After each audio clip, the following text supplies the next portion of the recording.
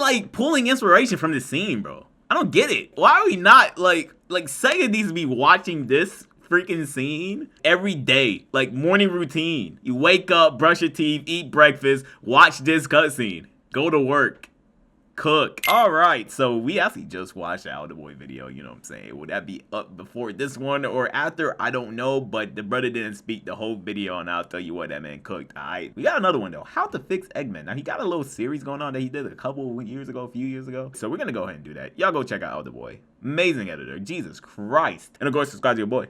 We're on the road to 20K. Spam me up. Let's do it. Yeah. How to fix this guy. You know, okay. Not the pause immediately. That's crazy. I should just let it rock. Or I should have said it before. But I'm glad, like, okay with Eggman. Maybe, I don't know. Maybe he'll point something out that maybe, like, I'm not seeing. But I just feel like Eggman and, like, everything is fine. I don't really have a problem with Eggman. I don't know.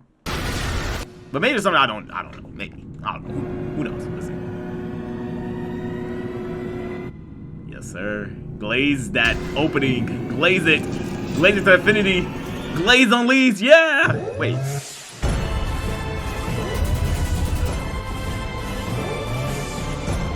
No, that's if he doesn't speak in there, I'm gonna scream. How to fix Eggman? Make the greatest edits of all time. I would honestly be okay with it. I was just man fucking.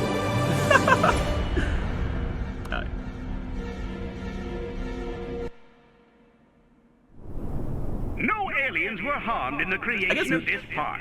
I guess they maybe were all harmed after the park was created. A clown. He is a clown. He's not threatening anymore. Can't take him serious. He's a clown. I was just about to say maybe the balance between him being menacing and goofy is more on the goofy side. Sure. I don't know. I feel like it's okay. Definitely you can see it in Unleashed because I feel like Eggman outside of the intro is definitely like kind of just there trying to control this god or whatever. But no, it's Eggman-y to me. You know what I'm saying? I think SA2 took like Eggman being a villain to like super high, like, you know what I'm saying, standards. It was like 90% villain, 10% goofy, you know? It kind of felt like that. So I think people want to see that again. And I don't blame them, honestly, because... You know, I hear shit like that and I'm like, man, these aren't mutually exclusive. They didn't ruin the character by making a couple jokes. He was always funny. For fuck's sake, his name is the... We have one of the few villains in gaming that's naturally likable and charming. You wanna know what happens when we take that away from him? A pleasure to meet you at last, Princess of Soliana. You get a boring, uncharismatic, uninteresting, mustache-twirling villain that kidnaps princesses and what was his plan even? And with its power, I will be able to control everything and rule the world. Shut the fuck up. There's no showmanship, no theatrics, hold on, nothing. Chat. Sly Cooper in the background. Oh, see, this guy knows. Hey, I'll tell you what the nigga does. Wait, but it's Sly Cooper music go crazy. By removing the comedy from him, you're removing the charm that sets him apart from every other evil scientist out there. The problem isn't the comedy, it's how the comedy is used in conjunction with the level of threat and competency he has. When you don't back up your goofy antics with any sort of intimidation, just look at Forces. You took over the world, sure, but I didn't see any of it. No matter how much you talk shit and be vaguely sinister, if I don't actually see the damage you've caused as the bad guy, you're gonna look goofy without even making a joke. Colors has the opposite problem. If you actually look past the Baldy McNoser line, there are some genuinely great scenes that showcase how much damage and suffering he's caused to this entire species, but you're swept under the rug for some bad improv. Yeah. There is a difference between levity and mockery. If all you do is stumble around looking like a dumbass without actually posing a threat, then yeah, you look incompetent. If you talk a big game while also not posing a threat, not only you look incompetent, you're also boring. There is a nuance. There's a balance about how he goes about his business. If random shit just keeps happening out of nowhere, then there's no stakes no more. I'm not gonna take it serious just because you want me to. Show me something. Give me a reason to be afraid of you. Hell, and then they do it in Unleashed, and I'm like, oh, cool. And Eggman's just not there, like, at all. Like, he's there. No, the first he's really one-on-one not there encounter at you all. have with him is him falling on the ground and begging for mercy. Looking pathetic. Why are we, like, pulling inspiration from this scene, bro? I don't get it. Why are we not, like Sega needs to be watching this freaking scene every day. Like, morning routine. You wake up, brush your teeth, eat breakfast, watch this cutscene. Go to work. Cook. and Goofy. Except, this is after he put up a great fight against Sonic, one which you got to witness firsthand. Right. His armada, his weapons, him How and all of his devastating glory this dude for is. falling to his knees. Which is then followed by him taking back control of The situation trickery. and executing his plan. Listen, I ain't saying he's perfect, but he actually earns his comedic moments here, because we know what he's planning to do and how capable he is of doing it. We don't even see the. Yeah, I don't even mind like the his kid throwing the rock actions, at him and stuff. but Like, the I don't small mind it parts at we that see point. At that point, we're are fine. fucking We're good. terrifying. From this point It's on, like he does nothing every else in the game. single It's like, comedic why? moment happens with you knowing full well what he's capable of. Tens of thousands of people dead, mass genocide of entire species, entire cities enslaved and destroyed, with entire ecosystems burned to ashes. All of this done by an overweight, middle-aged, bald man. The doctor doesn't look threatening, because he doesn't need to. The mere fact that a man designed after an egg can cause atrocities like this while making you laugh is the whole point. You simply learn to work with the goof. Once you figure that out, you start to appreciate him with all the aspects intact. So long, friend.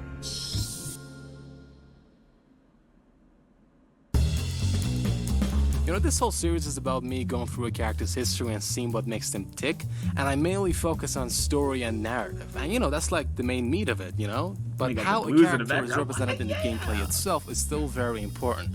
And I feel like I don't talk about that enough. Until now. Establishing a sense of Oh, threat yo, is why you one have of to the punch him in main the ways face like of that? keeping the player engaged. You know, they're the bad guy, you're the good guy, you beat the bad guy, you win the game. Ta-da, game design is so easy. But when the entire keynote of your game is running really fast, you don't have the luxury of having that pop in? confrontation to establish a sense of threat. You know, this isn't Metal Gear. You can have 1 hour cutscenes. But you know what?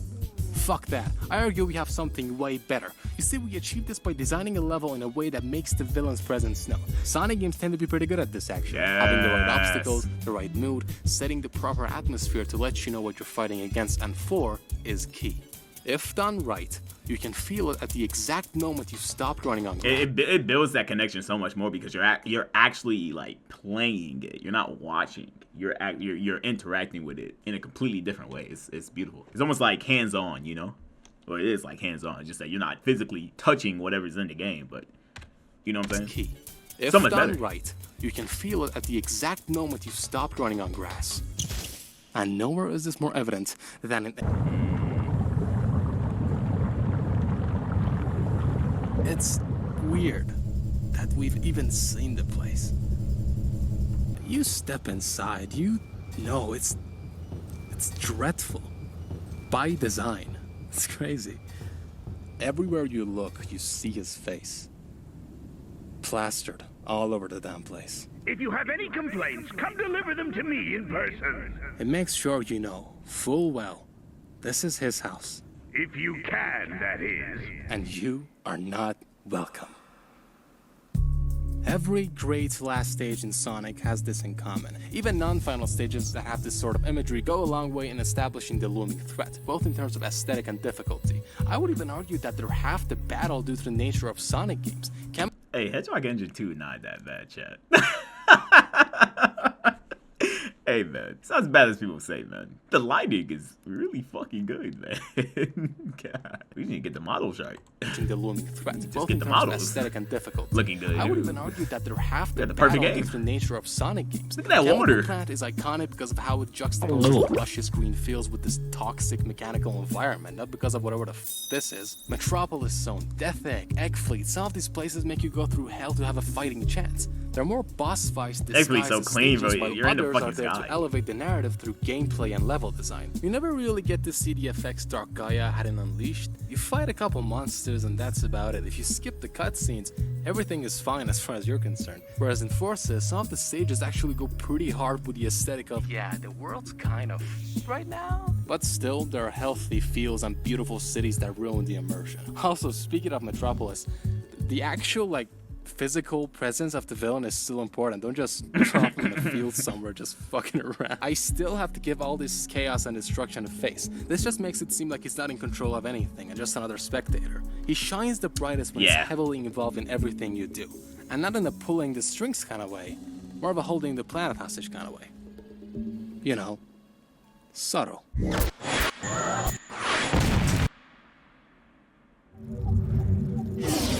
The subtlety is what's so good about it, bro.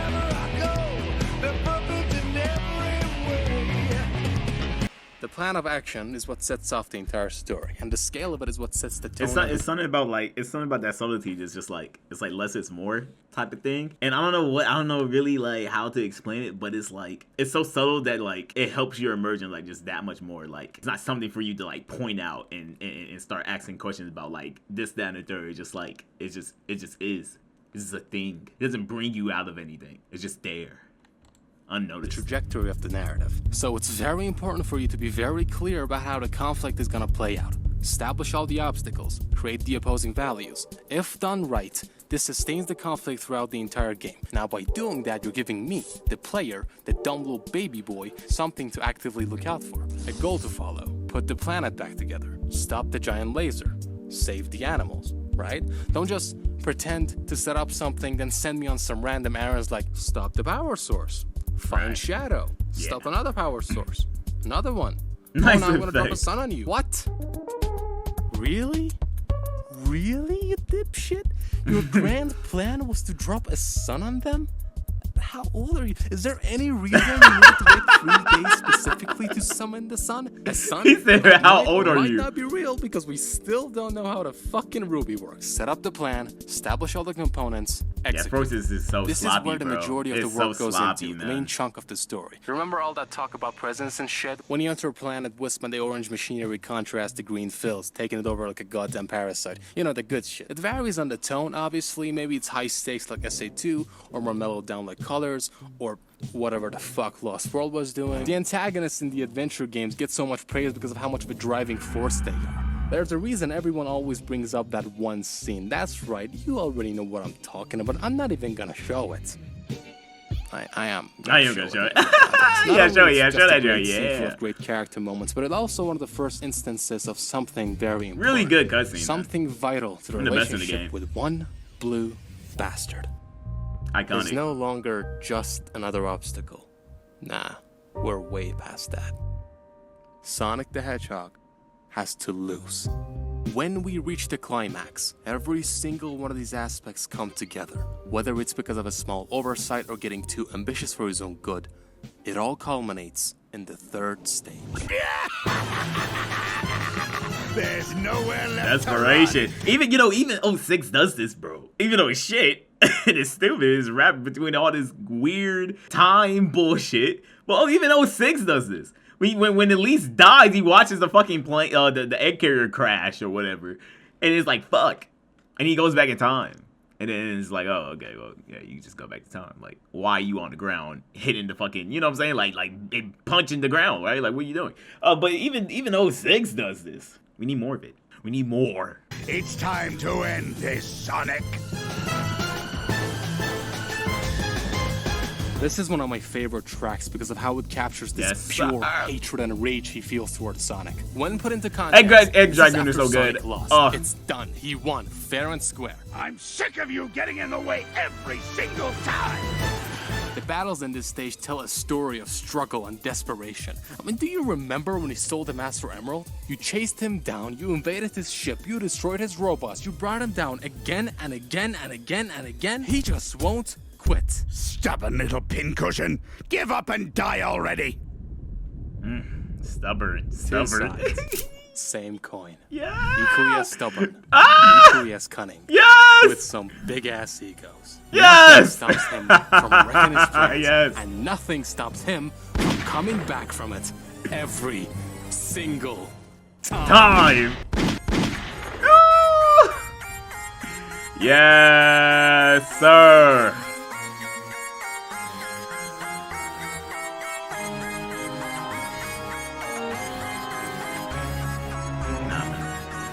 He's the GOAT, I fear. He's the GOAT. He's the GOAT, I fear, man. He is the GOAT. He is the GOAT. Bro, the way oh my god, this whole, deserved to be most replayed. This whole sequence is crazy. But just the fact that he took that stubborn joint. Little pincushion. Give up and die already. dissected it, like just took it away. Boom. With the red and blue flashing lights, I felt that in my core. Two sides, same coin. Equally as stubborn, equally as cunning. Parallels are so good in Sonic, and I swear to God, it just feels like they don't exist no more, bro. Like, can we have that again? Like, can we just have that between like two characters? You know what I'm saying? It could be a new character, it could be, you know, old ones like that haven't interacted before. Like, can we can we emphasize that in our story? Big ass egos. Nothing stops him from wrecking his plans, and nothing stops him from coming back from it every single time.